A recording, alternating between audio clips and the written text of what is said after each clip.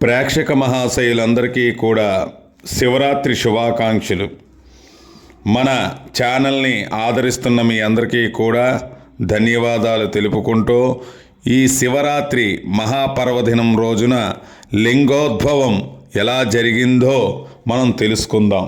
ఒకనాడు లింగావిర్భావ కాలమునందు ఒకానొక కల్పంలో బ్రహ్మకి శ్రీ మహావిష్ణువుకి నేను అధికుడును అంటే నేను అధికుడును అని వాదోపవాదం జరిగింది.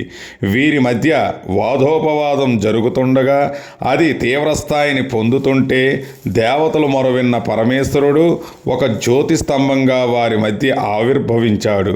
దాని ఆది కనుక్కోవడానికి శ్రీ మహావిష్ణువు వరాహ రూపంలో భూమిని తవ్వుకుంటూ వెళ్ళారు. బ్రహ్మగారు హంసవాహనం ఎక్కి దాని చివర కనుక్కునేందుకు వెళ్ళారు. బ్రహ్మగారు వెళుతూ ఉండగా కేతకీ పుష్పం అంటే ఇప్పుడు మన వాడుక భాషలో మొగల పువ్వు ఒకటి కింద పడింది. దాన్ని నీవు ఎక్కడి నుంచి వస్తున్నావు అని అడిగారు బ్రహ్మగారు. అప్పుడు ఆ మొగల పువ్వు ఎవరో ఒక మహానుభావుడు పరమ భక్తితో నన్ను శంకరుడి మీద వేశాడు, అక్కడి నుంచి నేను కింద పడ్డాను, మీరు ఎక్కడికి వెళుతున్నారని అడిగింది. బ్రహ్మగారు నాకు ఒక ఉపకారం చేస్తావా అని అడిగాడు. ఏమిటి కావాలి మీకు అని అడిగింది మొగల పువ్వు. ఆయన క్రింద శ్రీమన్నారాయణుడు ఉంటారు, నేను ఆ పైభాగమును చూశానని సాక్ష్యం చెప్తావా అని అడిగాడు. మొగల పువ్వు చెప్తాను అన్నది. బ్రహ్మగారు మొగల పువ్వుతో కలిసి కిందకు వచ్చారు. శ్రీ మహావిష్ణువు ఆయన చూసి వచ్చారా అని అడిగితే విష్ణువు నాకు కనబడలేదు, ఎంత దూరం వెళ్ళినా నేను కనుక్కోలేకపోయానన్నారు శ్రీ మహావిష్ణువు. బ్రహ్మగారు నేను చూసి వచ్చాను, సాక్ష్యం ఈ కేతకీ పుష్పం అన్నారు.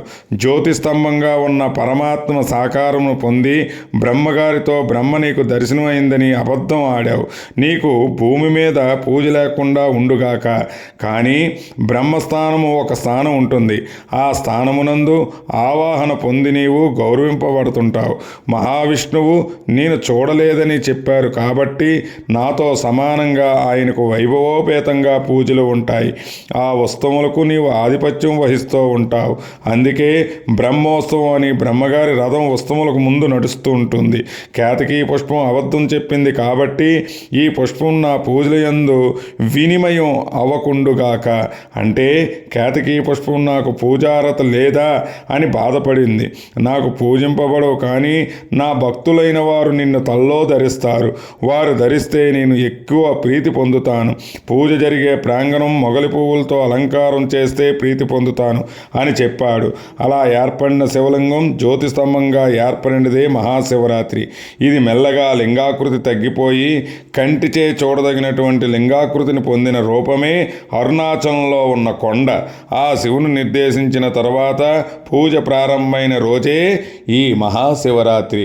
అందరూ కూడా ఈ మహాశివరాత్రిని జరుపుకొని ఆయురారోగ్యాలు అష్టైశ్వర్యాలతో ఉండాలని సదా మిమ్మల్ని ఎల్లవేళ ఆశీర్వదిస్తూ మీ సుందర జగన్నాథ శర్మ.